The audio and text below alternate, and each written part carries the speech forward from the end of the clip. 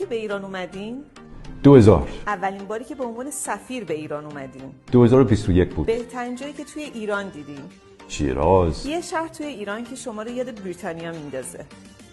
فکر کنم که رشت باشه. اولین باری که از ایران رفتید دلتون برای کدوم شهر تنگ شد؟ بم قبل از زلزله. جنگل، کویر یا دریا؟ کوهستان. قشنگترین فصل در ایران؟ بهاره. لهجه مورد علاقتون؟ لهجه اصفهونیست. یه جمله فارسی که قابل ترجمه نباشه؟ قربونت برم، دورت بگردم. ویژگی بارز ایرانیا؟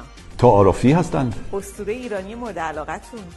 کاوه آهنگر. خوشمزه ترین غذای ایرانی؟ باید قرمه سبزی باشه. کدوم غذای ایرانی رو خودتون میتونین درست کنین؟ کباب کوبیده. نوشابه دوغ؟ دوغ با دیزی و پیاز. کوبیده یا جوجه؟ جوجه. جاده به شمال. بربری یا سنگک؟ بربری. استقلال یا پرسپولیس؟ من همیشه آبیم.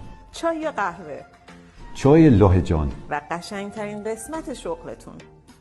خب بودن تو ایران کنار ایرانی ها. من عاشق تاریخ و فرهنگ ایرانم.